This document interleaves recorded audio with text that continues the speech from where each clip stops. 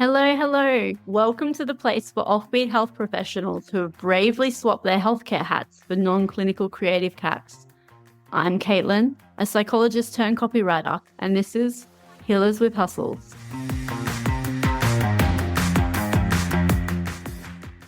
Dr. Bronwyn Milkins is an Aussie psychologist who hosts the popular mental work podcast for new psychologists.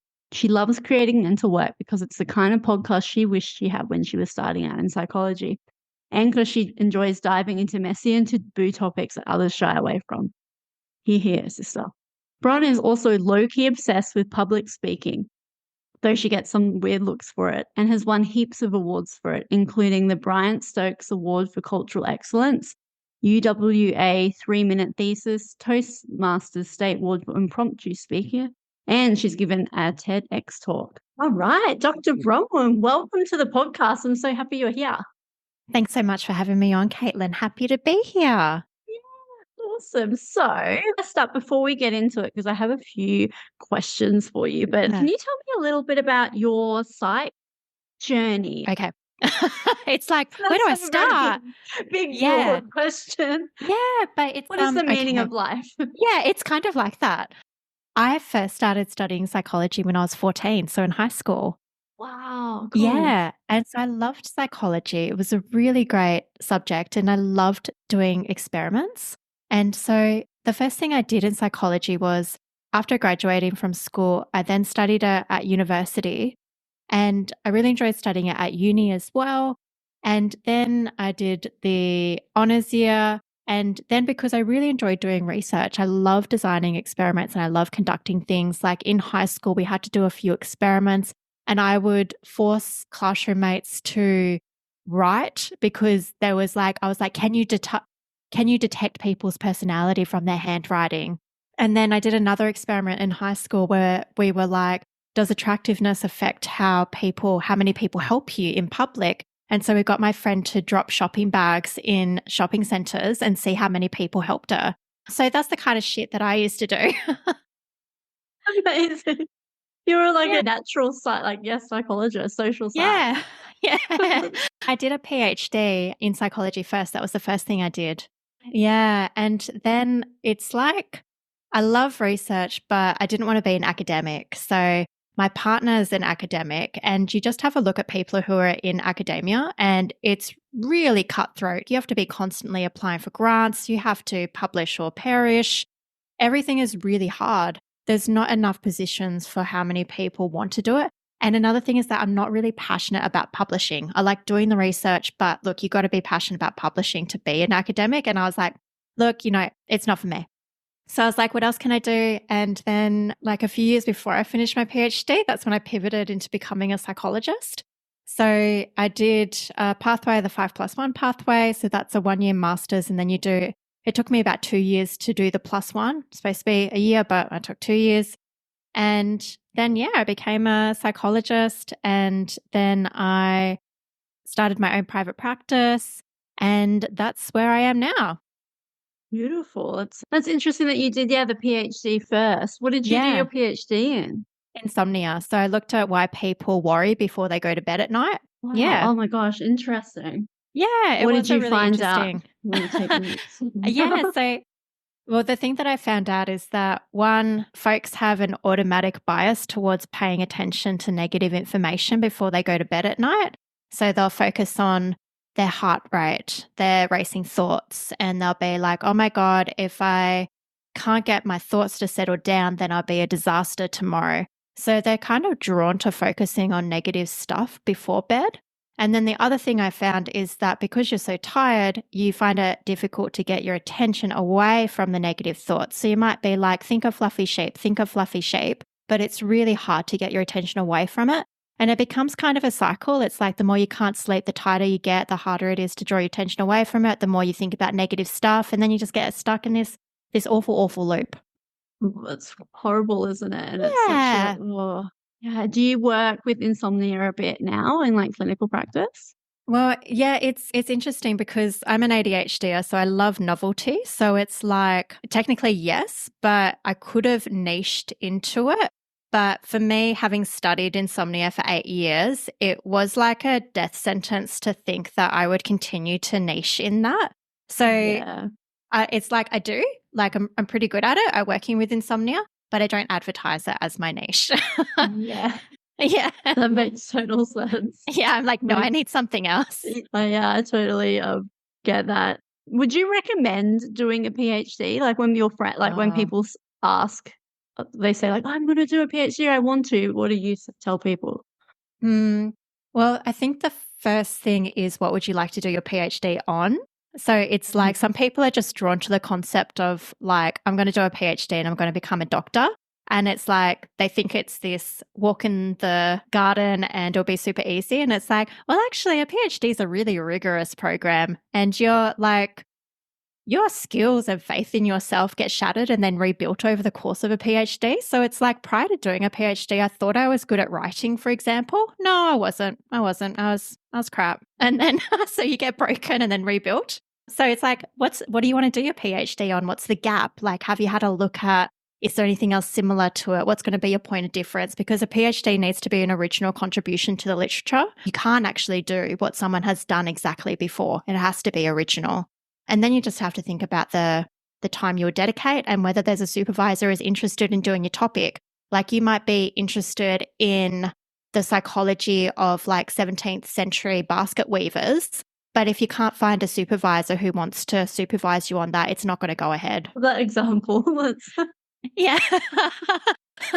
I don't know why it's so funny. But you're so right. Like, you can have an interest or something like that, but if you don't have a supervisor who's like equally, yes, let's do it. Yeah, you're on your own, and it's really hard to do a PhD on your own. So it's like, so that's what I would say to folk. That's a great tip, because I've always toyed with the idea of doing a PhD because I love research. I find it really interesting, writing and getting in my like little research cave and just going down rabbit holes. But you're right, I don't think I could go down the academic pathway. Yeah. Because it seems like too much pressure. I mean, like, that said, it's like, I don't regret doing a PhD, even though I'm not an academic. I thought it was a really great opportunity. Like, I learned so much about myself, about the topics, about how to do research good. And, you know, I have done research assistant positions since then, and I've really enjoyed it. So, like, if you want a PhD in itself just to have like an academic kind of journey, then yeah, that's a valid reason too. It's an interesting thing. It's like, always to get like shiny object syndrome as well. I'm like, I want to like do this little thing, but you're right. So focused. But in saying that, tell me about like podcasting, because like, your podcast is incredible. I love the idea of it. But tell me all about it. Yeah, so my podcast is called the Mental Work Podcast. I started, I think, in late December 2021, and I thought about doing it for ages, like at least a year and a half before I actually did it. And the reason why I started it was because I saw a gap, and I was literally like, if I don't do this, somebody else is going to fill this gap. So the gap was like providing kind of real talk support for Australian early career psychologists, because I love podcasts. And what I found is that the only podcasts for psychologists were in the US, and they were hosted by folks who were either not seeing clients anymore or were really experienced in their careers. So I didn't think that they could connect as well to the challenges that early career psychs are experiencing.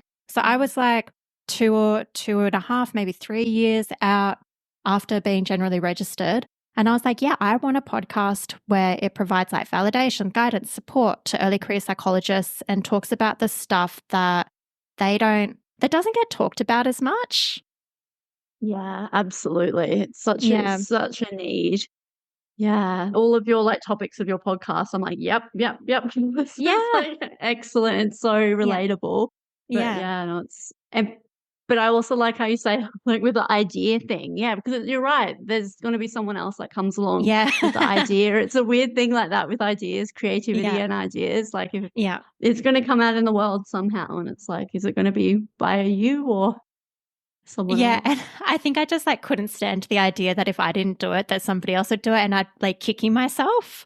So I was just like, look, I got to do this. And I really like talking about stuff. I like thinking deeply about topics, and I like talking about kind of taboo topics as well, because I'm like, we're all experiencing it. It's just that nobody's talking about it. Yes. So yeah. Absolutely. Oh, so agree. And why podcasting instead of another format or of creative expression? I think it's because I'm a big public speaking nerd. It started pretty early for me with public speaking as well. I remember winning like a public speaking comp when I was like 10, and it was about climate change, and I had a song with my speech. And thankfully the teachers were like, don't sing your song with the speech. And I think they're just trying to save me from being bullied, which I agree with them now. It was a great song though. But it but the speech, little Bronwyn. yeah. So my little song about climate change. But yes, I've always enjoyed communicating by speech.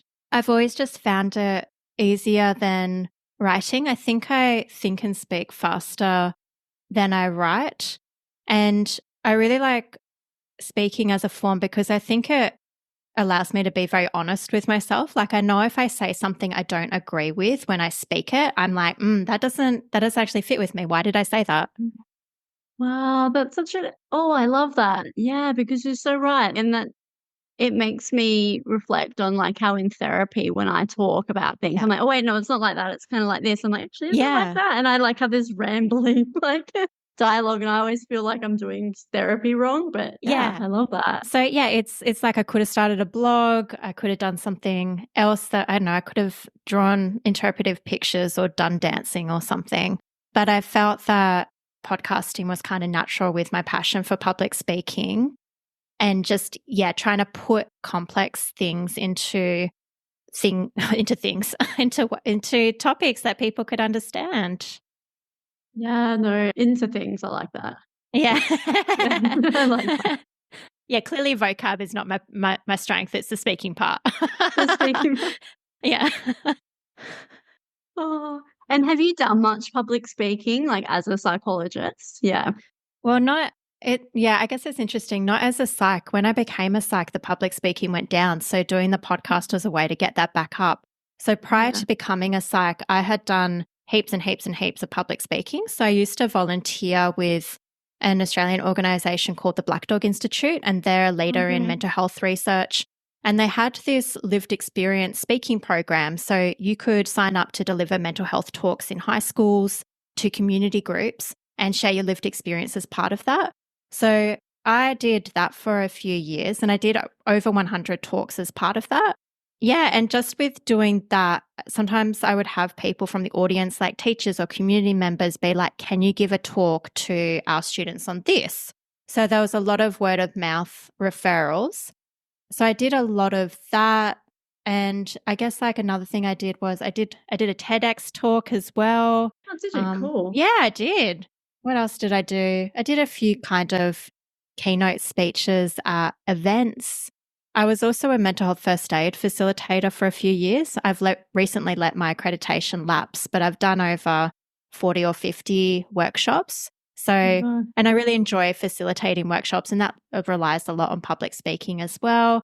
Then the biggest thing was that I was a real Toastmasters nerd. So like if anybody hasn't heard of Toastmasters, it's the nerd club for speech nerds. And I did that for a few years and won a few competitions that way, and just, I really enjoyed it.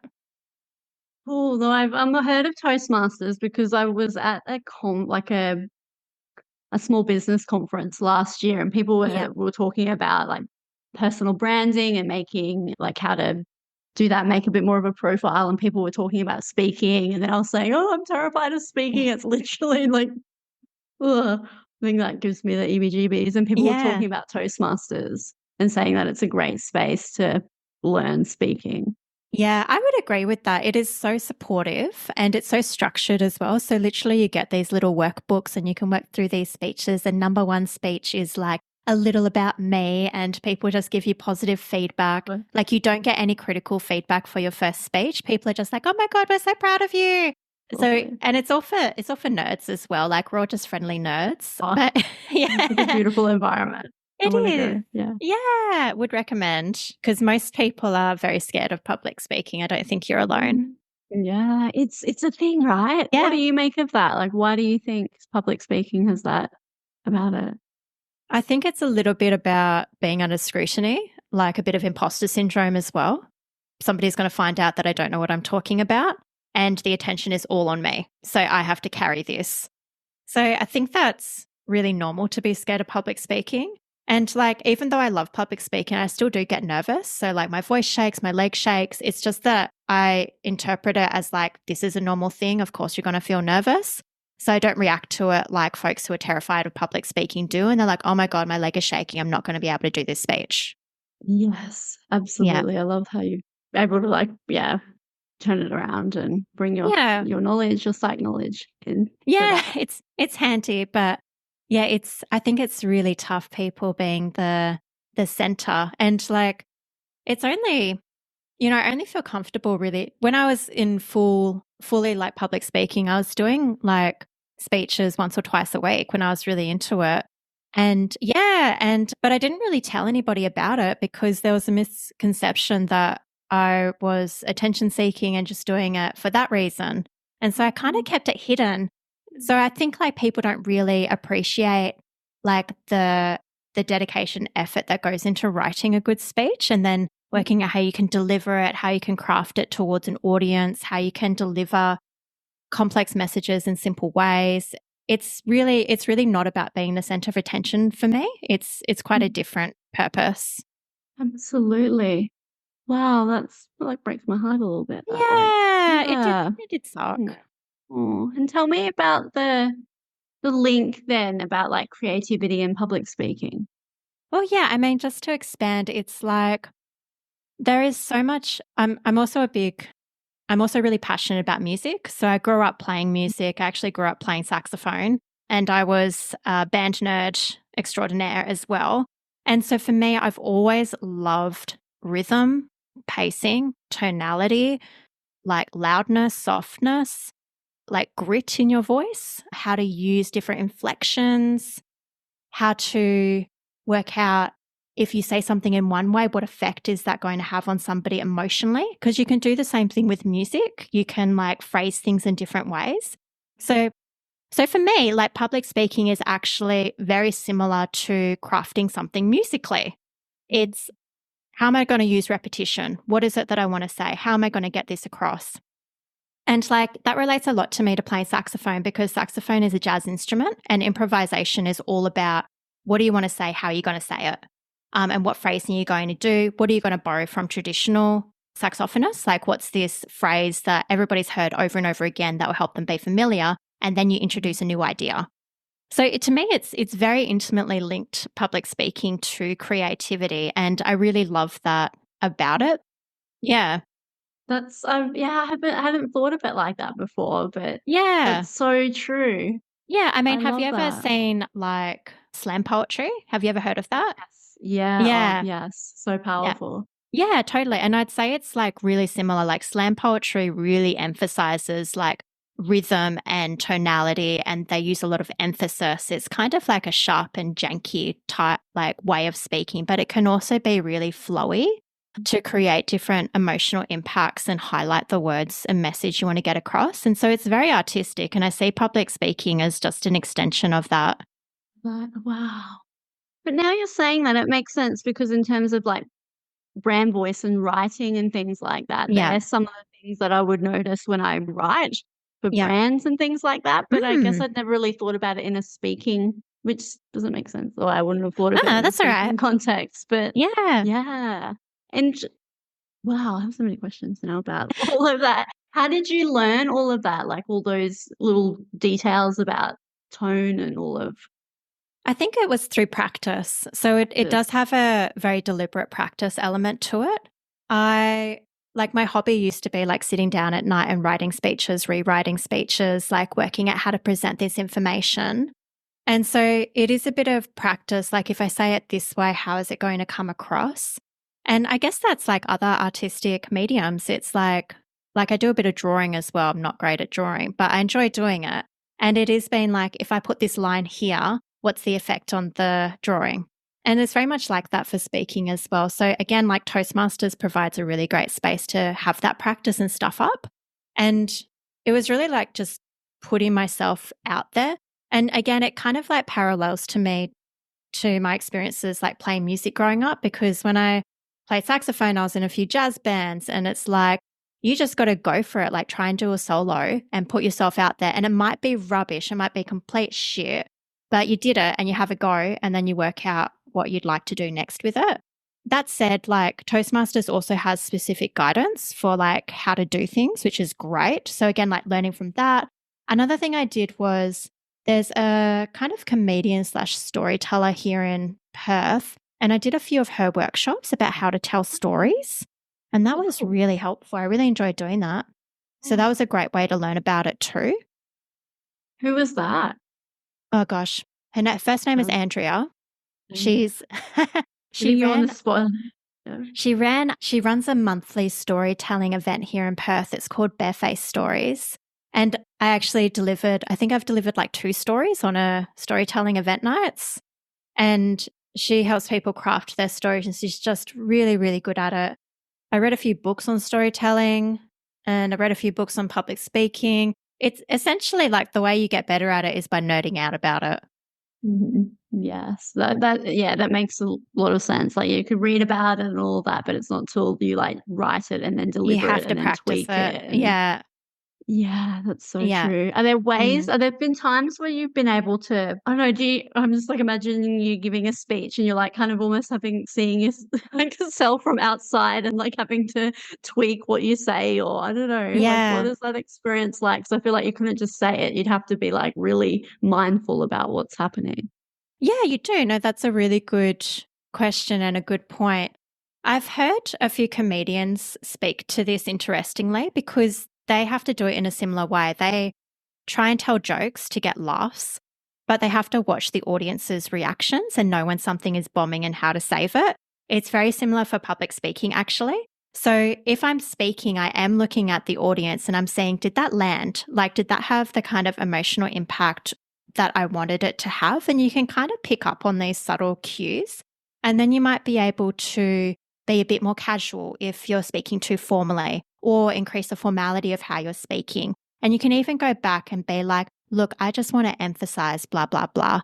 Or I want to clarify that this is the most important thing that I am saying today.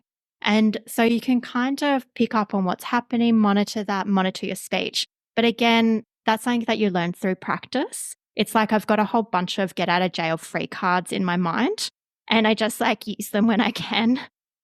That's excellent. Yeah. Oh, that's so good. That must be, do you bring that into like your therapy work then? Like when you're working with patients? Yeah. Yeah. So one of the things that I love about therapy is literally speaking with people and working on the fly with people. So being quite flexible in how I approach things. And it honestly doesn't faze me if a client is like, look, I don't really understand what's happening here. I'm like, great, let's try it another way. And then we can work on the fly with that. I've also been told by lots of patients that they enjoy working with me because they can understand what I'm saying. So rather than kind of regurgitating what I've read in a textbook, I can put it in a way that works with my clients and their language and scaffold much better. So yeah, I'd say public speaking skills definitely translate into clinical work. Yeah. How has that impacted your work in from like a creative sense, or even like I guess I'm getting at, like, how has it enriched your practice? I think it enriches my practice because I can just think a bit freer about things. So again, like being an ADHD-er, I do have a lot of impulsivity in me. You know, it's one of the subtypes of ADHD. And so, but I really love that aspect of myself at times because it's really great for creativity. A lot of folks who aren't impulsive, they will have creative ideas, but they will shut them down and be like, no, I can't do that. Whereas I find that if I'm seeing something with my clients, I'll think of something and I'll be like, yeah, let's go with it. Let's have a go. And I do think that that enriches the work. So I guess like through public speaking, it's like you learn, you have to have a willingness to fail. So I have delivered some speeches that have completely bombed in front of like hundreds of people. Yeah, and it sucked But like you cannot deliver, just like therapy, you cannot deliver perfect sessions all the time. You can't deliver perfect speeches all the time. You got to be willing to get in there, have a go, and then learn from it and be like, look, that one didn't go so great, but you know, I'm learning, and you know, it's unrealistic to think that I could excel all the time in everything. That's not fair on me. No, exactly. It brings that Yeah. like bit of more compassion Yeah, I think with so. yourself. Yeah.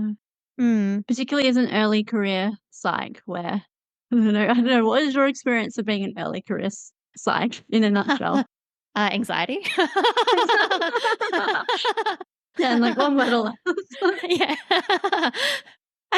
And it's so funny because I'm not actually an anxious person, like personality-wise. I'm pretty like chillaxed. Like I'm pretty like things will work out. I'll be all right. But being an early career psych, it just like brings out this whole other side of me, which is like terror, anxiety. Like I agree. Yeah, I've like yeah. always thought of myself as a calm, like chill, go with the flow, Yeah. whatever person. And then all of a sudden now I'm like, yeah, having a breakdown every like second Yeah. week. Yeah. Do I know enough? I think I know something. I don't know anything. Am I cut out to be a psychologist? No, I'm not. Or maybe I am. Like, I don't know. It's just a constant questioning, constant anxiety, constant imposter syndrome. Yeah. It really is. Like, yeah. It really is. But I'm so glad that your podcast exists where you can normalize that experience. Yeah. Yeah. Yeah. No, I was reading I was actually on your podcast just before on like my phone reading your Yeah. reviews, and it's really sweet, like what people say Yeah. Yeah. It is. about how It they is show really their sweet. supervisees and Yeah, it's nice. Yeah, I've gotten a lot of nice feedback from folks about the podcast that it's, given a voice to some of the things that they're feeling. It's gotten them through some hard times, that they've cried because of the validation. It's really nice that it's like meaningful. Yeah. Yeah, it's a great thing to have done. I know, I wonder what were the challenges and things that you faced at the start of doing I your podcast? I think the challenges were how much work was involved. So, like, I knew that there was going to be a lot of work, but now I understand that when you set up a podcast, you are setting up a whole new product, and that's what it is.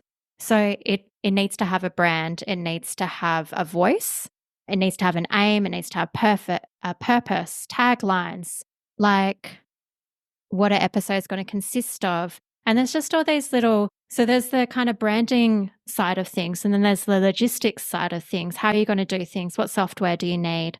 How are you going to get great sound? That sort of thing. And then, of course, if you need guests, like how are you going to get guests? What's that going to look like? So I think the challenges were working out how to build this product, like starting with an idea and how to get to a product that is able to be understood by people so that they can clearly understand your purpose. You don't want it to be too complicated. People will turn off quickly. Yeah. That's a good point there in terms of making it clear about what it's for. Like Yeah. it's just because you have that like an interesting idea, Yeah. it's maybe not enough. Which leads me to my next question. Like, should Yeah. everybody have a podcast? Okay. The short answer is no, because you have to work out, is this the creative medium that you want to adopt to get your message and ideas across? Or is there something else that is more aligned with your passions, your goals, that would suit that better? Because ultimately, podcasting really is a passion project. Like you'll see big podcasts and they get thousands of downloads every week. Like, we're talking 40,000, 50,000 at least. It's highly unlikely that you are going to have that reach unless you align yourself with a podcast network, and then you have to talk about intellectual property and stuff like that. You get into those kinds of conundrums, and can they afford to support you, or do they want you to change your ideas? So there's that. So you have to be content that like if you get 10 listens for your podcast episode, is that cool with you? And I know that would actually be cool with me. If I think about having 10 people in a room listen to me talk about things, I'm like, yeah, I'd be really happy if 10 people came up in a room. Like, that's nice. But some people, that might get them down. So for me, I actually don't look at my podcast statistics often, if at all. I only do it when I reach milestones. And so I can kind of like promote it. And I use it as a bit of like leverage now. So I'm like, okay, I've had this many listens, like so that people know it's legit and so that I can get like other guests. But other than that, I don't focus on it. But yeah, it does require a lot of work, passion. So it's not for everyone. But you know, that said, like you can always give it a go. Like there's no harm. Like, you know, for me, like again, being an ADHD, like I pick up hobbies like there's no tomorrow and they last for 6 weeks and then they're like, you know, in the trash pile. So so, you know, whatever, like go for it if you wanna. Go for it. Like go for it, but just FYI if your heart's set on it, like it's a lot of work and if your heart's set on getting 100,000 listeners per episode, like, you know, I'm always, you know, reach for the stars kind of person, but just be a little realistic about what that might involve to get there. Absolutely. No, but I love that reframe about like, imagining how many people are in the room because it's so true. Like even for Instagram, sometimes I'm like, my post has only got like, you know, a reach of like 100 or something like that. But then if that was like 100 people in the room, like that's if you had showed 100 people in a room like your picture and they would all been like, yeah, cool picture. I'd be like, I'd be freaking stoked. Yeah. Oh, that's funny. No, but I don't exactly. I think I still haven't really worked out what I've got myself into for having a podcast, but that's fine. You can learn on the way. I'll learn. Exactly. I'll learn on the way, learn on the go just before we hit record today and you're like helping me with my headphones. Oh yeah, that's how you turn up the volume. Yeah. But that's okay. Funny. You don't have to know everything from the start to get started, you know?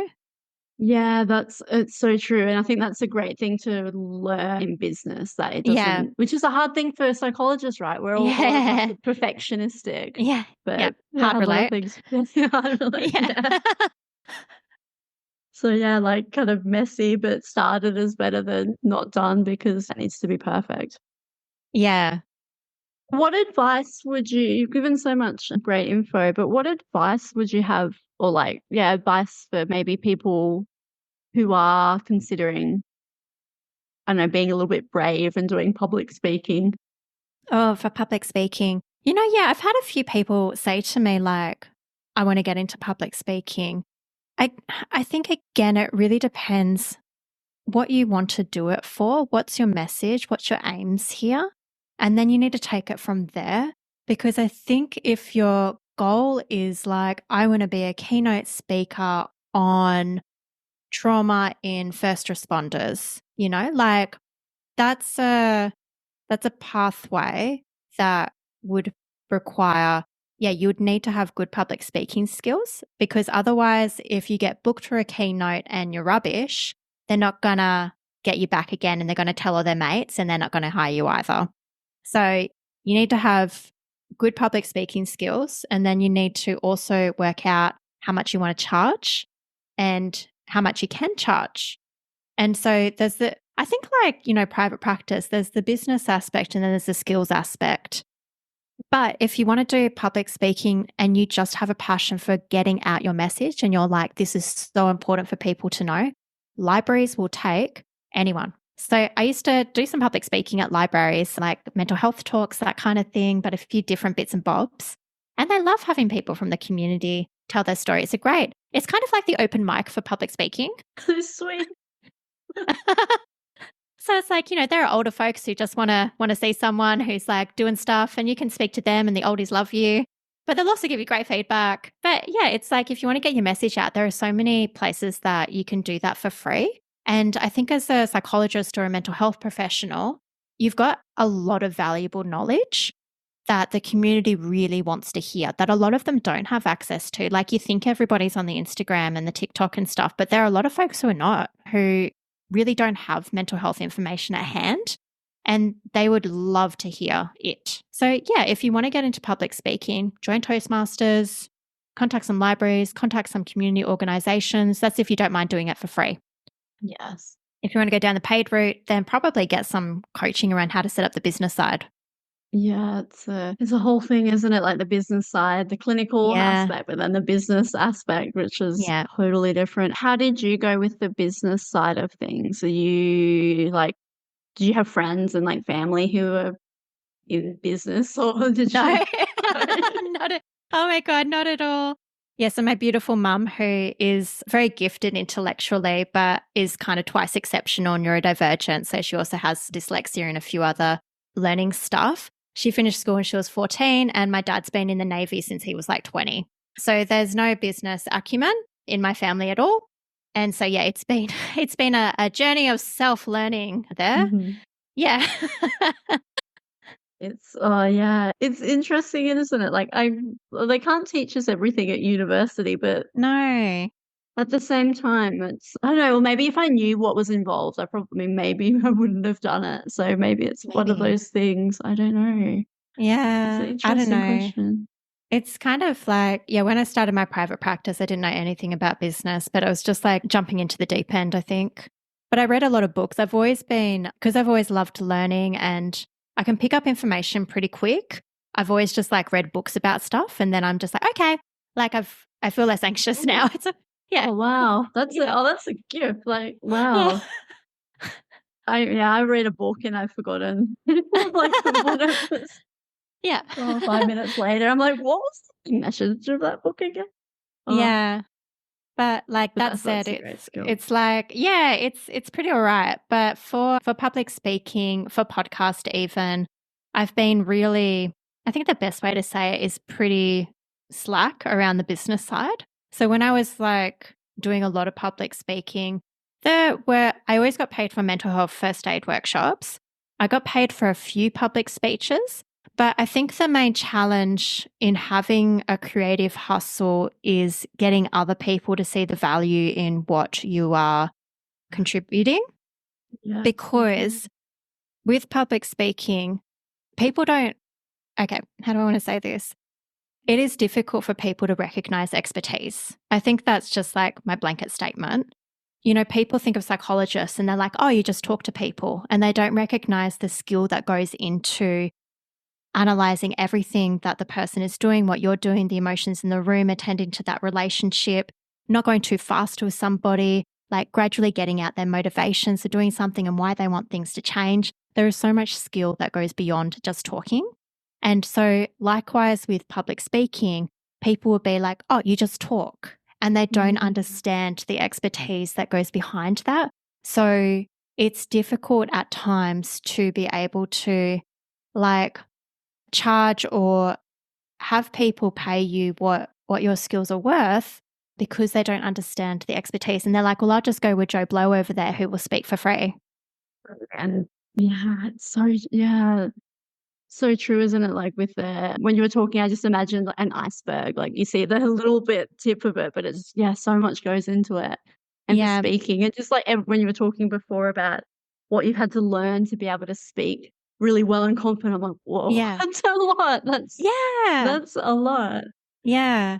But like, your average person won't know that. And sometimes it's not until you're in it that you really understand it. And same with podcasting. It's like there are, I think, significant differences between podcasts that do it really well and those where I'm like, there are areas for improvement.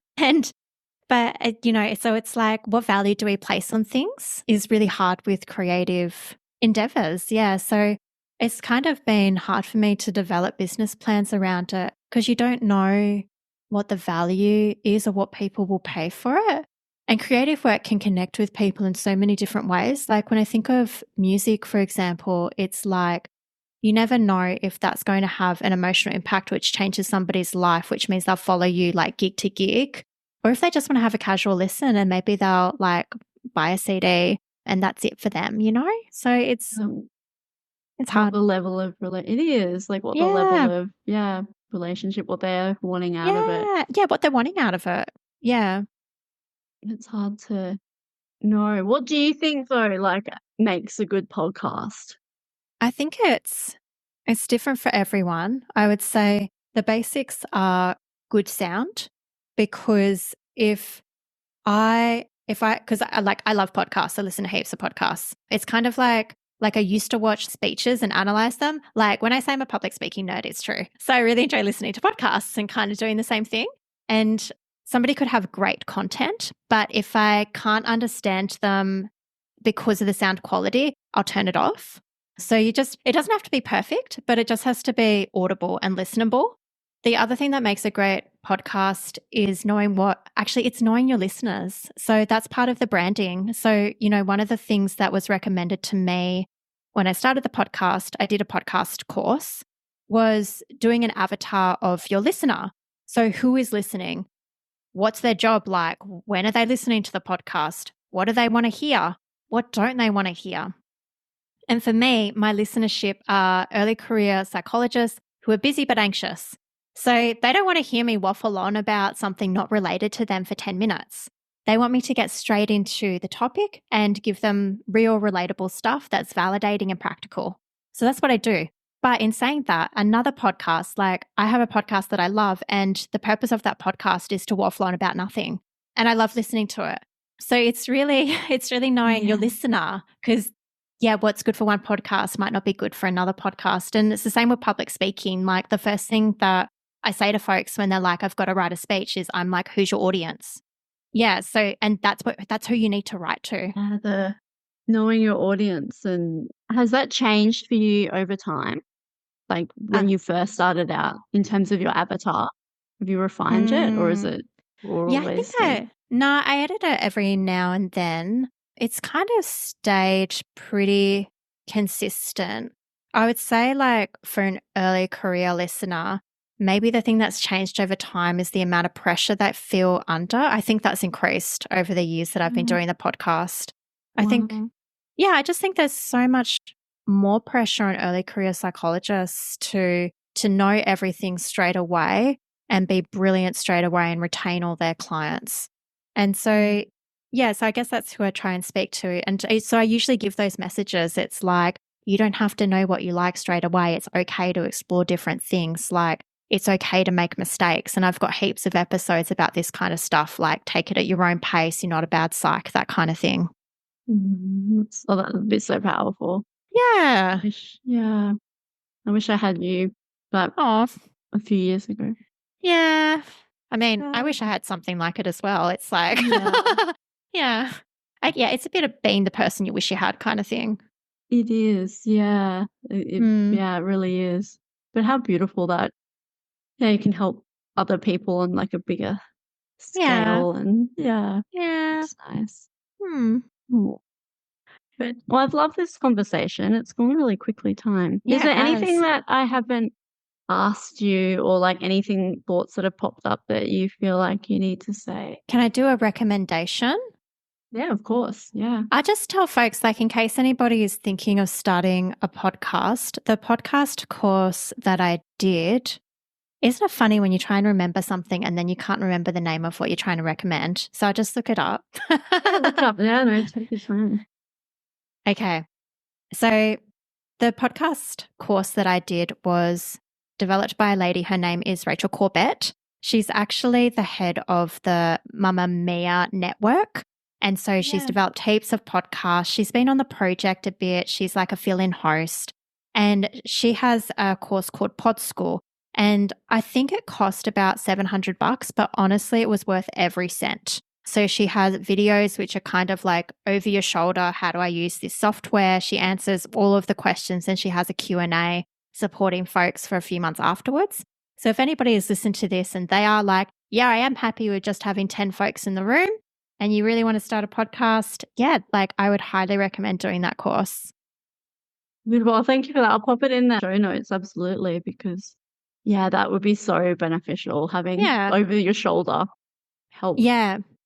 Because it feels like such a whole new world podcast. It is. Yeah, it is. Yeah. It really is. Okay, so now for some rapid fire questions. Now, Bron, what is your favorite movie? My default favorite movie is Eternal Sunshine of the Spotless Mind. Ooh, good movie. and most recently the movie Arrival, because it's based on a short story by Ted Chiang, I believe. Anyway, it's an amazing short story and it's a really amazing sci-fi movie. Now, what's a concert that you'll never forget? A concert that I'll never forget. There are so many. I love seeing live music. One concert that I'll never forget is probably recently I loved seeing Björk. I had tried to see Björk at the Big Day Out back in 2008, I think, but she cancelled Sydney. Never got to see her. Finally saw her over 10 years later last year in Perth. And now for my favorite question. What's an absurd thing that you love or an absurd fact about you? An absurd thing that I love is hideous fashion. The more that clothes clash, patterns clash, things aren't meant to go together, the worse they look, the more I love it. Wow, so excellent. What a good absurd thing that you love. I've always been envious of people who seem to be able to pull that off, wearing all mismatched things, and it looks incredible together. Thank you so much for coming on. Where can Pleasure. listeners find you? Yeah, they can find the Mental Work podcast anywhere you listen to podcasts. So if you listen through any app, you can find it. Just search for Mental Work. You can also find it on Spotify and iTunes. Anywhere where you listen to podcasts, it's there.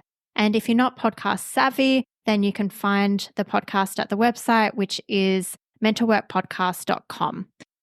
Give it a listen, see what you think, share it with your mates. I'd be keen to hear what you think of it. Yeah, no, absolutely. Please do take a listen. It's a lot of fun as well. Yeah, it is. I should have emphasized that. It's a lot of fun. Which is, like as an early career psych, I feel like fun is often missing because we've got to be I agree. serious and it's very serious. And so it's no wonder one of my values for my psych practice is fun. That's so important. No, I love fun. Yeah, and that's so true. I should have said that. Sometimes I can get a bit doom and gloom about things, but it is so much fun. It's really fun connecting with folks and just laughing with people about stuff. I love laughter and I love fun. I've had a lot of fun and a lot of laughter today. So I really appreciate your time and thank you. And we'll talk soon. Yeah. Thank you, Caitlin. All right. That's the end of another episode. Thank you so much for tuning in to Healers with Hustles. If you've enjoyed today's episode, will you do me a tiny favor and subscribe to the show? Just tap the subscribe button on your favorite podcast platform and you'll be the first to know as soon as a new episode drops. Thanks so much for listening. Okay, ta-ta for now.